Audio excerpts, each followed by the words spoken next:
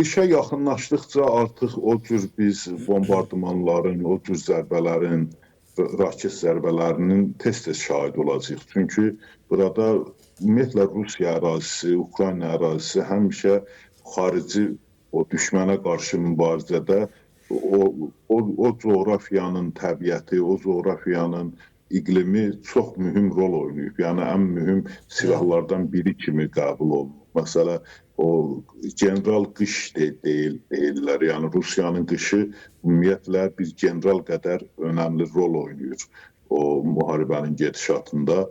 Biz bunu həm Napolyon savaşlarında, həm o faşistlərin o belə deyək, 2-ci Dünya müharibəsi savaşında görmüşük və mən hesab edirəm ki, həm Ukrayna Rusiyanı, həm də Rusiya Ukraynanı soyuqlarla imtihana çəkəcək. Əsasən də Ukraynanın o avantajı çoxdur, çünki Rusiya daha şimalda yerləşir və Rusiyanın soyuqları daha öldürücü olur. Biz bunu bu müharibənin gedişatında da görəcəyik. Ona görə o müəyyən yerlərin vurulması, istilik sistemlərinin tamamilə sıradan çıxarılması çox normal hadisədir və yəni normal hadisədir deyəndə, yəni gözlənilən hadisədir. Biz təbii ki, o Ukraynanın həm də son zamanlar artıq bu birinci dəfə deyil, yəni bu dəfələrlə təkrarlanan hadisədir ki, o Ukrayna Rusiyanın silah zavodlarını, silah fabriklərini və neft emalı zavodlarını o hədəfə alır və onları vurur, onları partladır.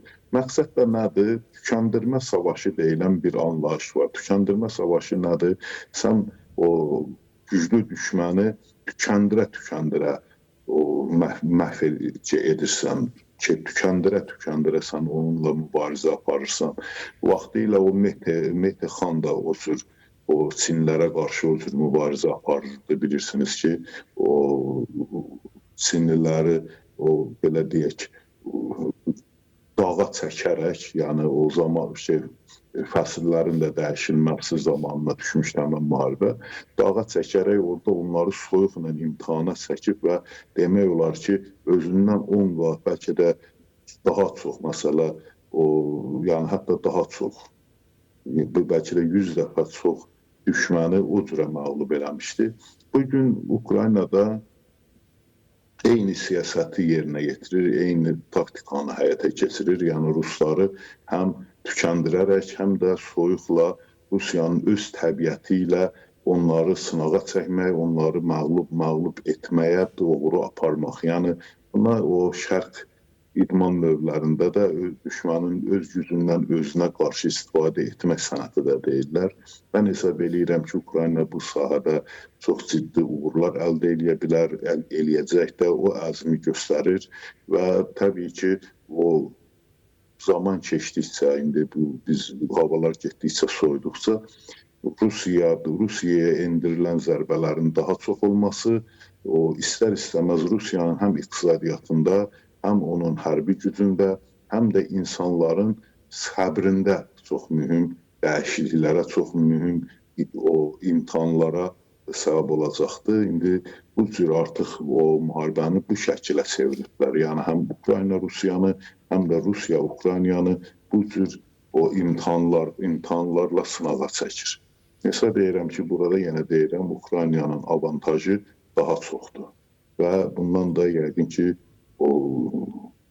çox məharətlə istifadə eləməyə çalışacaq. Bu son bir ay bundan əvvəl hətta deyirdilər ki, o artıq Ukrayna Rusiyanın o neft emalı zavodlarının, yəni ümumi neft emalı zavodlarının hardasa 40%-nə qədərini, hətta bəzi məlumatlara görə 40%-dən daha çoxunu artıq sıradan çıxarıbdır. Bu da nəticə etibarilə Rusiyada çox ciddi enerji böhranı yaratmışdı. İndi bu enerji böhranı o vurulduqca daha da artacaq. Yəni o zavodları ki, Ukrayna vurur, onlar neft emalı zavodlardır və bu da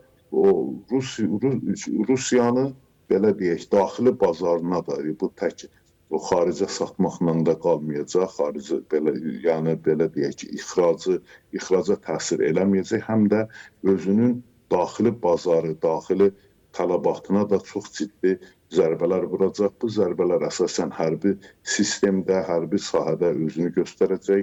Çünki o vurulan o fabriklər, zavodlar, əsasən o neft emal deyəndə, yəni belə deyək, hərbi strukturlar üçün nəzərdə tutulmuş o zavodlardır, fabriklərdir. Təbii ki, Ukraynanın bu zərbələri mütləq müharibənin gedişatına bir təsir göstərəcək.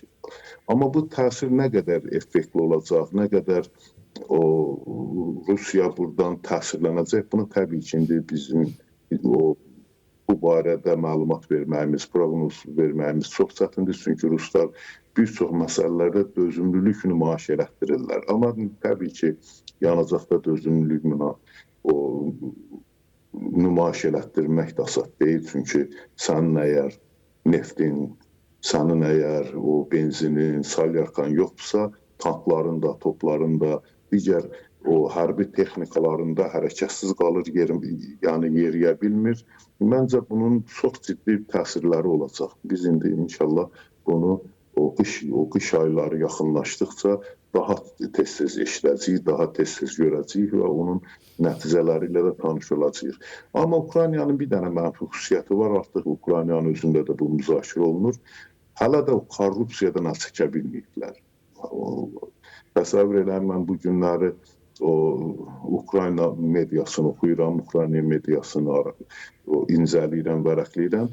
Artıq orada da hətta özləri də etiraf edirlər ki, bizdə bu korrupsiyanın çoxluğu istər-istəməz müttəfiqlərimiz arasında da inamsızlıq yaradır, bizə əvvəlki o dəstəyi vermirlər və əgər bunun qarşısı alınmasa, daha ciddi, daha ağır nəticələrlə üzləşə bilərik. Mən hesab edirəm ki, Ukrayna bu belə deyək ki, mərhələni aşmalıdır. Yəni artıq müharibə aparan dövlət ara, korrupsiya ara. Yəni bu çox çətin, anlaşılmaz bir şeydir. Yəni sən əgər düşmənlə üzə Rusiya kimi o qüdrətli bir düşmənlə döyüşürsənsə, mütləq o korrupsiyanı yığışdırmalısan. İndi onu da yığışdırmaq təbii ki, asad deyil. Çünki onu yığışdırmaq üçün həmən korrupsiyada iştirak edən o zabitlər, yəni yüksək içinli hərbçilər, generallar cəzalandırılmalıdır. Amma Ukrayna təbii ki, bu dəqiqə onları cəzalandırmaq qüdrətinə malik deyil. Çünki əks halda Ukraynanın öz o hərbi hissələrində, öz ordusunda müəyyən problemlər yarana bilər. Amma bunları da aşmadan, bu məsələni həll eləmədən Ukraynanın o güclü bir düşmənə qarşı nəsə qazanması açığı mənə inandırıcı gəlmir. Yəni sən mütləq bu problemi aşmalısan. Mütləq oradakı əsgərlərinə, zabitlərinə başa salmalısın ki, burada artıq vətən söhbəti gedir. Biz o vətəni tamamilə itirə bilərik. Yəni bunu izah eləmədən yəni heç nəyə nail olmaq mümkün deyil. Üstəlik bu cür xəbərlərin çıxması həm də ki, insanların özünə də təsir edir. Döyüşən qüvvələrin özünə də təsir edir.